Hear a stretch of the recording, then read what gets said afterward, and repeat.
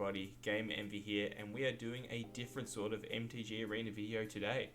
So, with the anticipation of Ikora coming out very, very shortly in the next few hours, I decided to look back, take a retrospective approach, and have a look at Theros Beyond Death, the last set to come out. And I put together a list of my top 15 favorite cards that came out of this set. Now, this is not a competitive list. It is not the top 15 most broken or overpowered cards. It's my personal favorite that I have enjoyed playing, that I will enjoy using in the future with new cards that come out in the future sets. So sit back and enjoy 15 cards that you may or may not have liked from this set. Now, if you do disagree with any of these cards here, or you do agree, please leave a comment below and tell me what you think your top 15 cards are. But anyway, enough of this, let's get into the first card. Okay, so the first card we're going to talk about from our Theros Beyond Death, and number 15 is Delacruz, Crafter of Wonders. This legendary creature, a Merfolk Artificer, is a Izzet colored 3-drop 2/4 creature. Now, it is a card that is used primarily in artifact decks, specifically artifact equipment decks. So what this guy can do is he has a tap ability. So when you tap him, you get 2 colorless mana, and you can spend this mana to cast artifact spells or activate abilities of artifacts. He also has a passive ability that allows equipped creatures you control to have flying and haste. Now, that may not seem like much, but he is quite powerful. So if you couple this with something like Fervent Champion or Colossus Hammer, you can get something out really big, really quickly, that can fly and smack your opponent. So he is a pretty cool card. I actually made a deck about him a while back that you can find on this channel, and he was pretty cool, pretty nifty. He also makes an interesting, not quite excellent, commander for Brawl. The only problem is, in Standard Brawl, there is not a lot of artifact equipment available. In Historic, he's a bit better, but hopefully in the future, we can get a bit more artifact equipments coming out, and Delacruz can really shine. We'll see in the new set, or the new sets afterwards. Maybe he can be a bit more useful, but for now, he is still one of my favorite from the set.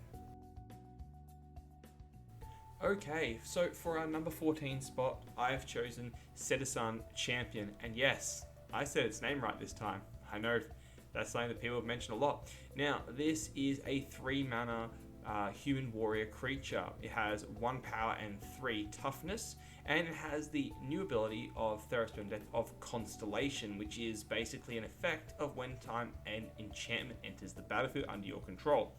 So this girl's ability is, whenever an enchantment enters the battlefield under your control, you put a +1/+1 counter on Citizen Champion. Almost got it properly. Citizen Champion, and you draw a card. Now, this works tremendously well in a Selesnyan Aura deck, which auras or enchantments were a big thing in Theros Beyond Death, and every time you attached one to Citizen Champion, or any other creature on the field, but mostly this card, you would essentially get a +1/+1 counter on him. It would get whatever boost was on the enchantment itself, plus you would draw a card, leading to massive advantage.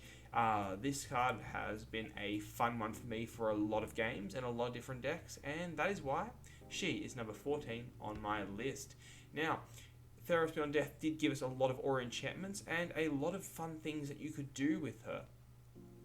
He is hoping that in the future, more enchantments come out that can be used with her to really give her a good shine. My only downside here is it's a bit of a petty one. I actually wish this card was a legendary creature, so it could be used in a Brawl deck. That would be amazing, as you could just plop her down and go boom, boom, boom, boom, boom, boom, or and just make her massive and just maintain huge advantage. It would be so much fun. But anyway, hopefully, fingers crossed, more auras in the future. And with that, we move on to number 13. And what would it be talking about a Citizen Champion without talking about my favorite enchantment aura to come out of Theros Beyond Death, and that is Sentinel's Eyes. Now, this is a cost of 1 white mana, and it has an amazing ability. You enchant your creature and it gets +1/+1 and has Vigilance. Now, Vigilance, for those who aren't aware, means your creature does not tap after it attacks, which means you can both attack and block in your turn and your opponent's turn, giving you both offense and defense, which is an amazing thing. Not only that, is this card is also a common, meaning that you can get it pretty cheap and you can use it in any Paw decks that you play. It also has ability to recover itself using its escape ability. Now, escape again is another unique ability from Theros Beyond Death. Basically, you pay a cost and you exile other cards from your graveyard and you get your card back. Now, you exile 2 cards and pay its mana cost again, and you can re-equip it to another creature, giving it life after death, which is, Theros Beyond Death. Haha, fun. But again, this card works tremendously well in aura decks. A good equipped target for Sentinel's Eyes is Paradise Druid, which allows you to use her and keep her hexproof up because she will no longer taft, because now she has Vigilance, meaning it's pretty hard, apart from a board wipe, to kill your creature, which can also be saved by using other cards that did come out in the same set, such as Blessing, which would also be used to protect your creature. So with that, Sentinel Eyes takes spot number 13, being a extremely powerful cheap aura that has reoccurrence and is a lot of fun, and I look forward to using it more in the future. And continuing our talk of auras and enchantments, we have Storm Herald. This human shaman costing 2 colorless and 1 red mana gives you a 3/2 creature with haste. Now, this creature's ability is as follows. When he enters the battlefield, you return any number of aura cards from your graveyard to your field, and you can attach them to any creatures you control.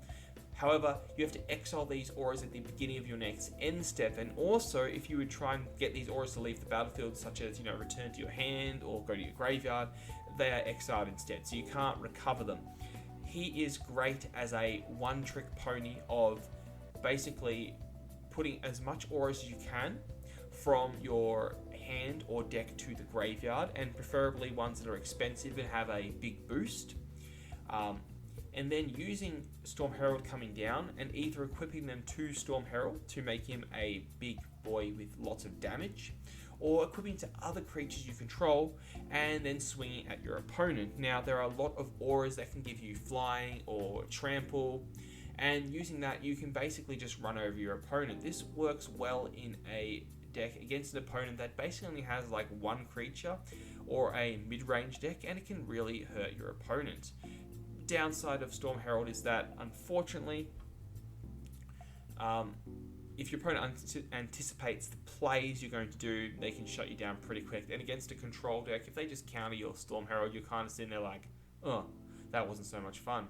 But anyway, if you haven't checked out this deck, I did make a Storm Herald discard graveyard deck in the past that is on the channel. If you want to take a look at that, I'd highly recommend you import the deck list and give it a go. It is a lot of fun, and Storm Herald has won me many games, both in casual and in ranked, and he is just a fun card, and I look forward to using him in the future sets to come. Alright, number 11, and yes, I know, another enchantment, another aura, but stop, hear me out. Hydras Growth is a sleeper of a card. So this is a 2 colors, 1 green mana aura enchantment. Now, when it hits the field, you equip it to a creature you control, and that creature gets a +1/+1 counter. Now, for 3 mana, you're probably saying, hey, that's not a big advantage, but at the beginning of your upkeep, you can double the number of +1/+1 counters you have on your enchanted creature. Now, imagine equipping this to, say, any of your Hydras, like Hydra Crisis, or any other Hydras you may have, for example. Now, that can boost a Crisis that's maybe an 8/8 to a 18/18 creature. Now, you're probably thinking, why did I say that? Because you go to +1, so it becomes 9, and you double, it becomes 18. That's math right there. But there's another way this card becomes effective. Not only can you use this to make your creatures so big your opponent just goes, I can't beat him anymore. You can also use another sneaky way, and my favourite personally is Civic Ascendancy. This little fun card allows you to win the game if you put 20 +1/+1 counters on it. And quite frankly, if you run a Hydras deck with this, you can do that in 1 or 2 turns and win the game just like that. Although not the strongest or enchantment in the game currently in Standard, and not only not the strongest one possibly in Theros Beyond Death, and is not a prime candidate in a Storm Herald deck due to the fact that it's a bit of a slower card, it can still take your opponent by storm. It can still screw your opponent over massively if they do not have an answer for Hydras Growth and they let it run for a few turns. That creature gets way out of hand. And if that creature has flying or death touch or trample or haste, I mean, you really can't do anything. And that's why he takes the number 11 spot on this list. Okay, number 10, Nyx Bloom Ancient, an enchantment creature that's also an elemental. Now, this is a mythic rare. I think it's the first mythic rare on our list, and it is a bit of an expensive card. For 3 green mana and 4 colorless, you get this 5/5 creature that does have trample, but it's not its expanded cost or its quite strength or its trample that we like this card for. No. We love it for its ability, particularly its ability to ramp, and boy does it ramp. So if you tap a permanent for mana, that permanent now produces 3 times as much of that mana instead. Now that means a normal land will now tap for 3 mana instead of 1. Now if you have, say, something like a forest on the field and you have a Nissa out, and now those lands are worth 6 mana each, and so you can ramp really damn quick. And by the way, did you notice this is not a legendary creature? Which, by the way, they should have made the legendary, because you can have multiple of these out, and if you decide you want to clone it and get more of these out, you can literally have unlimited mana and you can do some really crazy shenanigans. I did make a deck with Nyx Bloom Ancient. I've made a couple of Simic ramp decks to try and ramp, make a big Krasis and just hit your opponent, as well as a deck that basically uses its power, its ramp, to basically smack your opponent in the face for 1 shot of maximum damage. So when it comes to ramp, Nyx Bloom Ancient is a pretty good staple in new decks, in stand decks now, and I hope to use Nyx Bloom Ancient in the future, and hopefully we can just keep on ramping until he rotates out. But as for now, he takes the number 10 spot. In number 9, we have Klothys, God of Destiny. Now, this is a Gruul colored card that costs 1 colorless, 1 red, and 1 green. And you get a legendary enchantment god out on the field with 4 power and 5 toughness. Now, as all the gods have in Theros Beyond Death, they are indestructible. They are also enchantments unless your devotion is high enough. Now, devotion means you need to have enough of the symbols of red or green on your field in order to turn this into a creature. So for Klothys, that is 7, but it means 7 red, green, or a combination of both. It doesn't really matter. But its ability is quite impressive. So at the beginning of your pre-combat main phase, which means your first main phase, you exile a target card from a graveyard, either yours or your opponent's. If it was a land card, you get to add mana. Otherwise, you gain 2 life and it deals 2 damage to each opponent. Now that means every turn, assuming there is something to exile from your opponent's graveyard, you're gaining life and they are losing life. Not only that, you can get this down turn 3, and basically by turn 4, if you play your cards right and you're playing a Gruul deck, you can have this smacking your opponent, and it's pretty damn good. I really enjoy this god in particular because of its dual colored status. I mean, you can use it in a lot of different decks, but primarily this card sits firmly in Gruul and can be seen in a lot of Gruul, both in casual decks and in competitive decks. I also made a Gruul deck on the channel, which involved using Klothys, and I believe it was called Klothys Smash. and it was quite good and did carry me, I believe, up to Diamond before I went up further using a different deck. But anyway, it is a fun card. If you haven't checked her out, I would highly recommend you build a deck with her because she will not disappoint. And in our number 8 spot, we have Dream Trawler. Now, this is a 6 mana creature that has only 3 power and 5 toughness, and it's also Azorius colors, requiring 2 white, 2 blue, and 2 colors. Now, this is a Sphinx. It was something we haven't seen a lot of in recent, but it is an impressively powerful card with both flying and lifelink. But not only that, it's impressive ability that makes it on this list. Now, whenever you draw a card, Dream Trawler gets +1/+0 until the end of the turn. Also, whenever it attacks, you get to draw a card. Now, this in itself, this drawing, lifelink, and flying is not just the best thing it has going for it. It's its final ability that really nails it down. So basically, you can discard a card, and Dream Trawler gains hexproof to the end of the turn, and you must tap it. Now, what this means is that apart from a board wipe, as long as you have cards in your hand, which you will because you'll be drawing cards every time it attacks, you can just protect it forever. And in a Azorius control or an Esper control deck, Dream Trawler is your win condition. You get Dream Trawler out, you just keep hitting your opponent, and there's really not much they can do about it. And you've got ways like Elspeth Conquers Death to bring it back in those decks, so Dream Troll just keep on coming. Plus, Dream Troll is not a legendary creature, which means you can have more than one of it on the field and stack those bonuses for some massive advantage.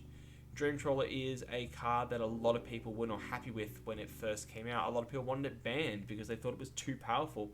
But that hype died down pretty quick, and I didn't see a lot of complaints after that. But nevertheless, Dream Trawler still pops up in a lot of decks, especially in those Azorius control decks, and for good reason. Because of its immense power and abilities, it has remained a firm favourite for many in this set, and that includes myself. And that is why it takes the number 8 spot, and I hope that we can use Dream Trawler more in the future. And in our number 7 spot, we have our first instant for the list, and that is Thirst for Meaning, a 3 mana cost with just 1 blue instant spell that's also a common card. Now, this card is pretty amazing because it allows you to draw 3 cards for 3 mana, which is incredible value, but then you have to discard 2 cards unless you discard an enchantment card. Now, this comes in handy in basically any deck with blue that runs enchantments, including Azorius control enchantments, or in my personal favorite, running it in a Doom Foretold deck, an Esper Doom Foretold deck, because it has blue in it. And you can basically just discard all those enchantments because you are going to get them back with something like Dance of the Man. So not only do you just draw 3 cards, and you manage to set yourself up for the future by putting a card that you can use later in the graveyard. The immense value of this card for those particular decks is just cannot be underestimated. And although it does not see a lot of play in anything else besides a few enchantment-based Azorius or Esper decks, it is still an amazing card, and I love Thirst for Meaning. It has not let me down, and is overlooked by a lot of people just because it's a common does not make it a bad card. And in certain decks, it is just amazing, and I will continue to use this card in the near future. And in our number 6 spot, we have Daxus Blessed by the Sun, a legendary enchantment creature demigod that costs 2 white mana. Now, Daxos toughness is equal to your devotion to white, and as we mentioned before, devotion is for this card, each white mana symbol you have in any of your permanents counts towards the devotion, and that makes Daxos' toughness. So his power will always be 2, but Daxos will always get stronger the more white permanents you have on your field. But not only that makes him powerful, because in a white weenie deck or in a white life gain deck, he is amazing for his second ability, which is whenever another creature you control enters the battlefield or dies, you gain 1 life. So in a life gain deck where you put a lot of small creatures out in the field, not only is Daxos being protected because his toughness is so high, but you are also gaining life every time a creature comes out in the field, which can trigger a bunch of other effects that you may need, such as Ajani's Pride Mate, which will allow it to get stronger and stronger and, do what it does best, which is hit your opponent. Daxus is a favorite of mine, and my favorite of all the demigods that came out in Theros Beyond Death, and the only demigod to make this list for his amazing power and also his synergy with other cards. And that is why he takes the number 6 spot on this list. And speaking of synergy, we come to our top 5, and our number 5 of Helion the Sun crowned, chosen entirely for his utterly broken ability and his synergy with Daxus, as we mentioned before. So again, this is another legendary enchantment creature god, and as all the gods in Theros Beyond Death, he has devotion. So if you get 5 white devotion on the field, he becomes a creature.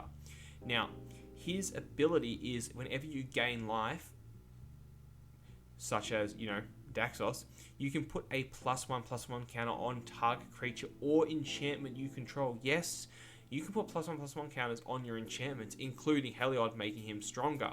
He also has one other ability. By playing 1 and a white mana, you can make another creature you control gain lifelink until the end of turn. So put Daxus and Heliod together, and you get a combo where every time you gain life, you get a +1/+1 counter, and when he gets a +1/+1 counter, that's great, and he gets him stronger. So Helion the Sun Crown is one of my favorite cards from this set, and he is my second favorite god from this set. Well, it's actually, sorry, he is my third favorite god in this set, because there is still one more god to go. But apart from that, in white, Heliod is an amazing card, and he is just great for his 3 mana cost and his ability and his synergy in white lifelink decks. He's a great card, and I look forward to using him as well in the future. And now we move to our number 4 spot, which is Agonizing Remorse. Now, this sorcery spell targets your opponent's hand, then you choose a non-land card from it or a card from their graveyard and exile that card. You then lose 1 life. This works as a mono black version of Thought Erasure, a card from a previous set that has a very similar ability. The upside to Agonizing Remorse is that you can reveal your opponent's hand and you exile a card from it. You don't make them discard the card, you exile it, which means that they cannot get it back. For most people, that means it's gone forever. You also lose 1 life as a payment for that. Now, in my book, that is an excellent price to pay for that, because I've used this in some cheeky shenanigans of my opponent not having a hand. They basically have gone and sacrificed their Cauldron Familiar, and I have Agonizing Remorse, and then I just exile it away, and they're like, oh damn. So most people don't know that last part, that you can exile the card from their graveyard, and you get to look at their hand as a bonus. So don't forget that if you ever use it. It's also an uncommon card, which means you can use it in almost any deck, and you can afford it because it's pretty cheap. It is amazing, and I look forward to continue using Agonizing Remorse well into the future in both standard and when it becomes historic as well. And in number 3, we have Fassa, Deep Dwelling. Now, you had to know, if you've watched my videos, this is my favorite god from Theros Beyond Death. So let's go over it. So Fassa is a power of 6 and a toughness of 5, a legendary enchantment creature god that again uses devotion to bring her out of her enchantment form and into her creature form when she needs blue devotion. Now, she is the best, not for her immense power or being relatively cheap at only 4 mana. No, her greatness comes from her ability. So at the beginning of your end step, you get to exile 1 other target creature you control, and then return that card to the battlefield under your control. So that in itself is amazing, because you can use it to exile any card that has an enter the battlefield effect, and basically they get to come back and use their effect again. So if you think about something like Agent of Treachery, you steal your opponent's non-land permanent, then end your turn, Fassa exiles Agent of Treachery, Agent of Treachery comes back, and you steal something else, which makes her an amazing card in a Enter the Battlefield deck. Now, I use Fassa primarily in a lot of my blue decks, as well as my Sultai Shenanigans deck, which utilize Fassa's ability, as well as Yarok the Desecrator's ability of when things enter the battlefield, meaning that basically I could essentially steal 4 things to Agent Treachery per turn, and basically just make your opponent scoop because they don't want to deal with that. Now, as if Fassa wasn't good enough with that ability, she also has one other ability we need to talk about, and that is her tap ability. So for 3 colors and 1 blue mana, you can tap another target creature. So if your opponent is, playing something where they've only got one big creature they keep trying to swing at you with, you can just tap it down every turn. They don't get to use it. And Fassa just keeps on coming. So that is why Fassa takes number 3 spot, and I will continue to use her in the future because she is my favorite god from Theros Beyond Death and one of my favorite cards from the set, if not for these last 2 cards. Okay, in our number 2 spot we have Shadow Spear. Now this legendary artifact equipment only costs you 1 mana to play, 1 colorless, and it has the following ability. With only an equip cost of 2, equipped creature gets +1/+1 and has trample and lifelink. Now that in itself is amazing. For only the cheap cost of 3 mana, your creature now gets a +1/+1 counter and now has trample and lifelink. Now this, coupled with something like Delacruz that we spoke about earlier, means that it is an amazing artifact, and I used it extensively in my Golgari Shadows, Golgari Midrange, and all my variants of the Golgari deck I used these last few months for amazing potential. Now that is its primary ability. Now Shadow Spear has one other ability that does come in handy when your opponent overlooks it or forgets that it's there, and that is if you pay 1 mana, permanents your opponent control lose hexproof and indestructible until the end of turn. Now this is an amazing thing because you can use this to essentially get rid of your opponent's Dream Trawler or anything that has hexproof, or my favorite part, getting rid of things that are indestructible. Because your opponent may board sweep knowing, my stuff's indestructible, and you go, no, it's not, as well as being able to destroy your opponent's gods, which do have indestructible.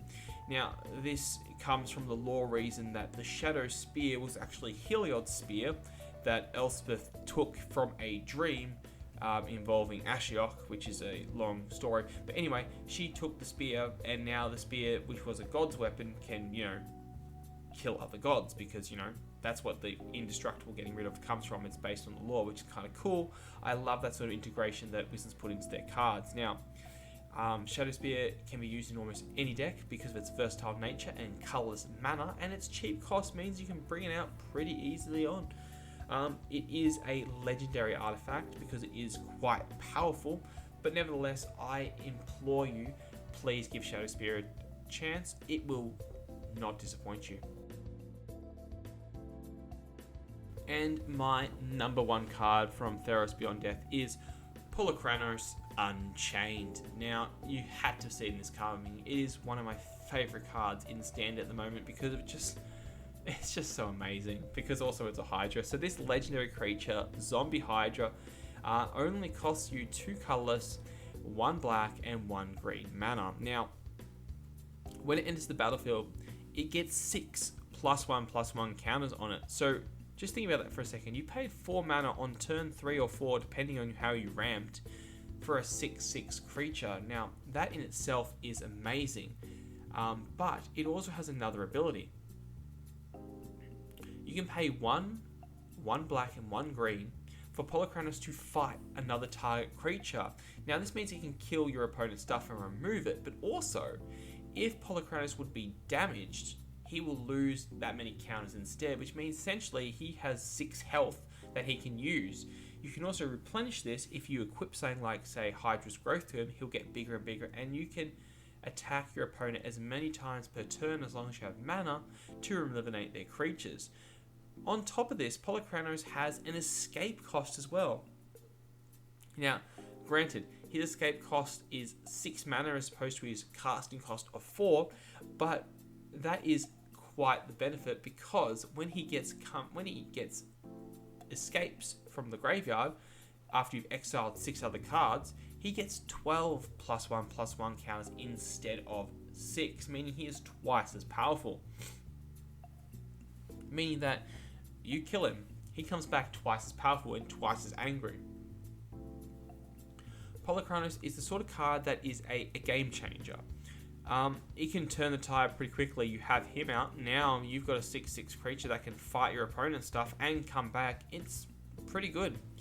I really enjoyed the escape mechanic from Theros Beyond Death. I found it quite refreshing, and really good way of utilizing the graveyard in this rotation, this standard. And Polychronos just took that away, and I love him for it. So I will continue to use Polychronos in the near future, and I am actually in the process of making a Brawl deck with Polychronos in it. But if you want to see how powerful this card can be, I would highly recommend you take a look at any of my Golgari decks from this format, and you'll be able to see Polychronos shine time and time again.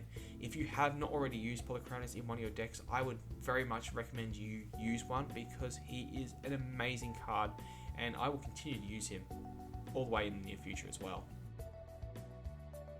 Hey everybody, thank you so much for watching this video. I know this was a bit of a different video than I usually make, but I really enjoyed making it, and making this list of my favorite cards.